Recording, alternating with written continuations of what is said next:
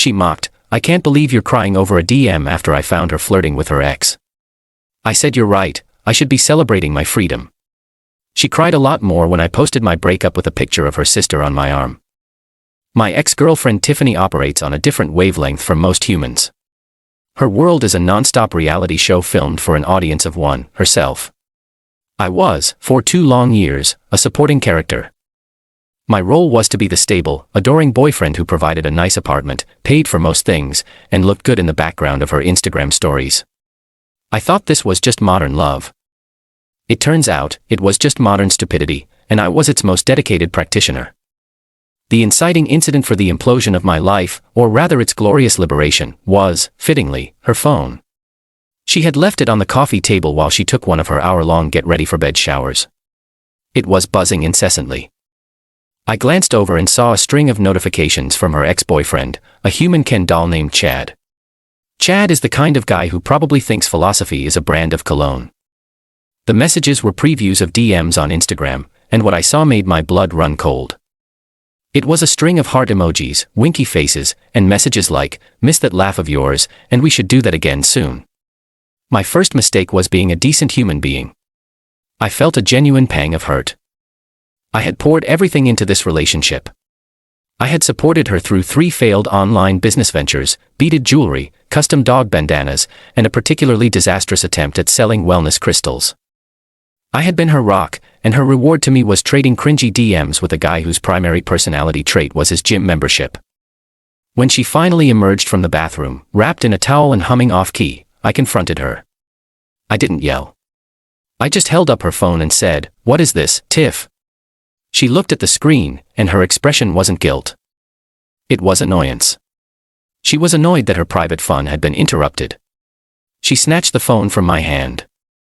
"It's nothing," she said, waving her hand dismissively. "Chad is just being friendly. We're old friends." "Friends don't send heart emojis at midnight, Tiff," I said, and my voice cracked a little with the sheer disappointment of it all. "Friends don't talk about doing that again soon." And that's when she delivered the line that would become the catalyst for my glorious new life. She saw the genuine hurt in my eyes, the slight tremble in my voice, and her brain, which lacks the basic software for empathy, interpreted it as weakness. She laughed, a sharp, mocking sound. "Oh my God," she said, putting a hand on her hip. "I can't believe you're actually crying over a DM. It's just a message. It doesn't mean anything. You are so dramatic." I wasn't crying. Not even close. But in her world, any male emotion that isn't stoic agreement is considered a tearful meltdown. And in that moment, her words acted like a chemical agent. They dissolved the last vestiges of love and affection I had for her and left behind only a gleaming, sharp-edged crystal of pure, unadulterated clarity. The show was over. It was time for the final act. And I was now the writer, director, and star. I straightened up, and the hurt vanished from my face, replaced by a calm, cheerful smile. "You know what, Tiffany?" I said, my tone light and breezy. "You're absolutely right. This is silly. I shouldn't be crying. I should be celebrating my freedom." She blinked, confused by the sudden change in tone. "What are you talking about?" "This," I said, gesturing between us. "It's over. We're done. Thank you for this moment of clarity. It's been an experience." I turned and walked to our bedroom, leaving her standing there, mouth agape. The first step of my plan was already forming. It was going to be petty. It was going to be public. And it was going to be a masterpiece. Tiffany loved drama. I was about to give her a season finale she would never forget. And I knew just the co-star I needed to make it happen. Her sister. Update 1. The unsung hero of this story is Tiffany's older sister, Clara. Clara is to Tiffany what a well-researched documentary is to a terrible reality show. She's smart, grounded, funny, and has spent her entire life being quietly mortified by her younger siblings' antics. We had always gotten along, united by our shared, unspoken understanding of Tiffany's unique brand of chaos. The moment Tiffany flounced out of the apartment to go cry to her friends about her crazy, emotional boyfriend, I called Clara. "Hey, Clara," I said, keeping my voice upbeat. Hypothetical question. Are you free for a completely platonic dinner tonight with your sister's now ex-boyfriend? There was a pause. What did she do this time? Clara asked, her voice weary. I gave her the short version, the DMs with Chad, her mocking my reaction, and my subsequent decision to end the 2-year-long circus. Clara didn't sound surprised. She just sighed. The reason I'm asking, I continued, is that I'd like to announce my newfound freedom in a way that Tiffany, in her social media-addled brain, will truly understand. I need a co-star for the photo. I want to give her the drama she so richly deserves. I'll buy you the most expensive steak in town. There was another pause, and then I heard her laugh. A genuine, hearty laugh. Oh, this is terrible, she said. And brilliant. Yes, Ethan. I'm in. Let's give my sister the lesson she's been avoiding for 27 years. 2 hours later, Clara and I were sitting at a high-end steakhouse. We didn't spend the night complaining about Tiffany. We talked about books, about our jobs, about travel. We had a normal, wonderful conversation, the kind I hadn't realized how much I missed. It was a glimpse into a world without constant, manufactured drama. It was fantastic. At the end of the meal, we asked our waiter to take a few pictures of us with my phone. We didn't pose like a couple. We just smiled, two friends enjoying a night out. In one photo, Clara is laughing at something I said. It was a perfect, happy, authentic moment. It was the perfect weapon. I went home to an empty apartment.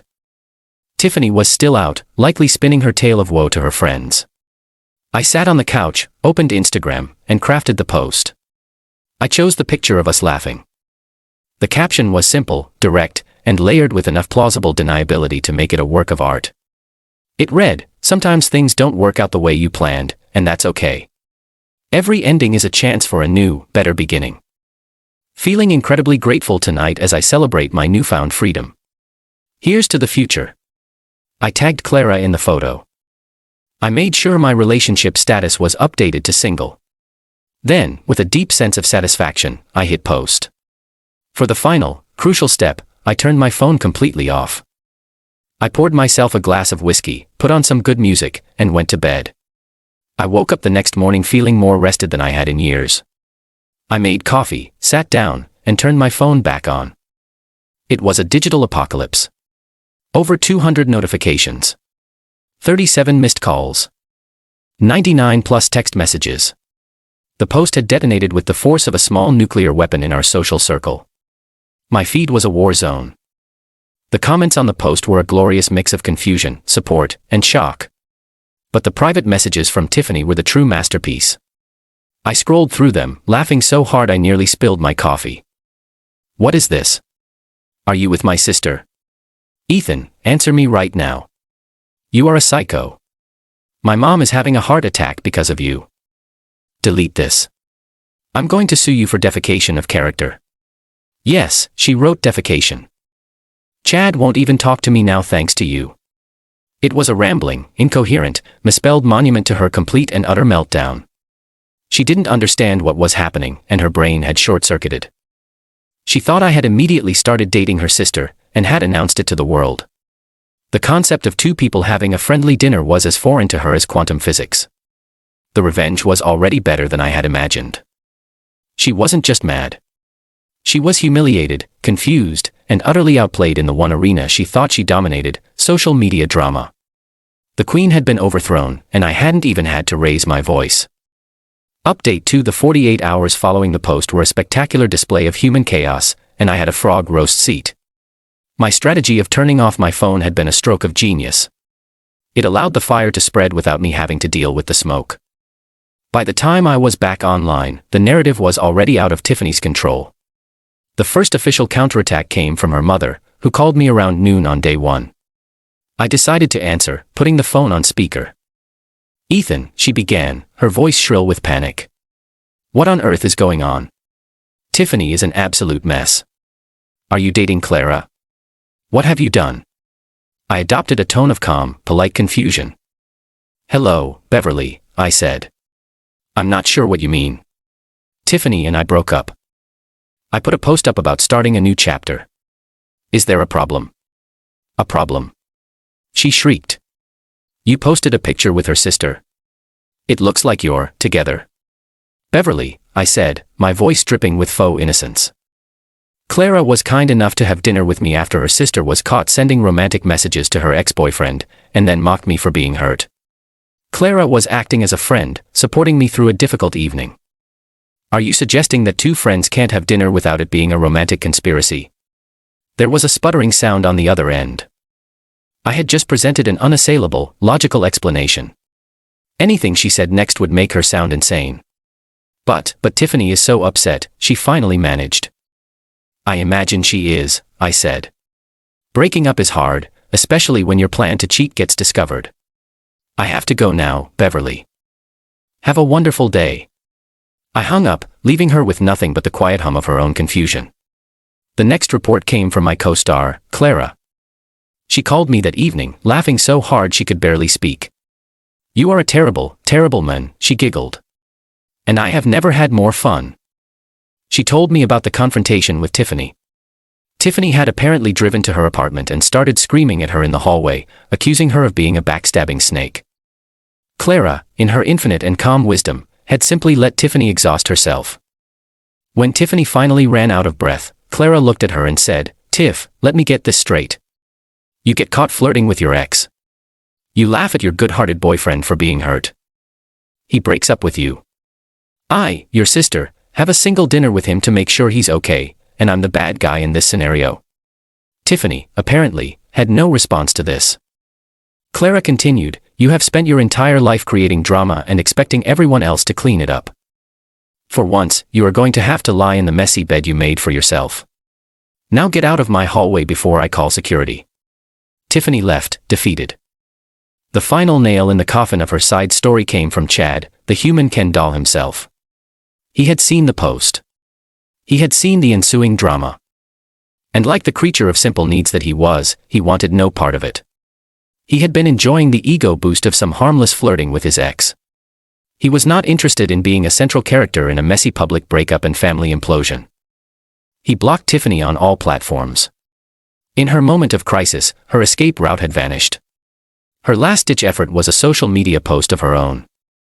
It was a long, rambling, typo-written tirade about toxic men and snakes you thought were your family. It was so poorly written and so transparently self-serving that it had the opposite of the intended effect. It made her look unhinged. Several of her own friends commented with things like, huh? Or what is going on? She had created a storm of drama, but for the first time, she wasn't the one directing it. She was just getting rained on. Final update: it has been a glorious 6 months of peace, quiet, and a complete absence of manufactured drama. My life has improved so dramatically that I almost feel like I should send Tiffany a thank you card, though I suspect she wouldn't appreciate the sarcasm. The final loose ends of my old life were tied up neatly. Tiffany eventually sent her father over to my apartment to supervise her moving out her things. I wasn't there. I left to tea with my neighbor and spent the day hiking. I wanted no final, tearful confrontation. The story was over. The aftermath for Tiffany was, from all accounts, a harsh education in the law of cause and effect. Having lost her boyfriend, her apartment, her side piece, and most of her social credibility in one spectacular, self-immolating weekend, she was forced to move back in with her parents. Her relationship with Clara remains, as Clara puts it, frosty with a chance of eternal silence. Clara has no patience for her sister's refusal to take responsibility. My friendship with Clara, however, has become one of the best things to come out of the wreckage. We talk regularly. We grab dinner every few weeks. It's a real friendship based on mutual respect and a shared love of watching her sister's ridiculous life choices from a safe distance. The most hilarious part of the story came about a month ago. I heard through a mutual friend that Tiffany, in a desperate attempt to regain some sympathy, has been telling people a new version of the story. In this version, I was so obsessed with her that I started dating her sister just to stay close to the family, and that Clara and I are now secretly engaged. Clara and I found this so funny that we decided to lean into it. Last week, we posted another picture together, this time from a baseball game. My caption: enjoying another great day, celebrating my freedom. So glad I have a friend who can keep a secret. The winky face emoji was our little salute to the absurdity of it all. Tiffany, I'm told, did not take it well. Looking back, the entire situation feels like a fever dream. I was with a woman who demanded to be the main character every single day. The revenge wasn't just posting a photo. It was taking the pen out of her hand and writing a better ending for myself. I didn't yell. I didn't scream. I didn't destroy her property. I simply used her own weapon, social media, and public perception against her. I constructed a narrative that was logical, plausible, and painted me not as a victim, but as a man who had happily and decisively moved on. She mocked me for crying over a DM. But in the end, she was the one who cried a lot more. She cried because her drama backfired. She cried because her lies were exposed. But most of all, she cried because, for the first time in her life, the spotlight had moved and she wasn't in it anymore. And I, the humble supporting character, was finally free, celebrating a life blissfully devoid of any need for a sequel.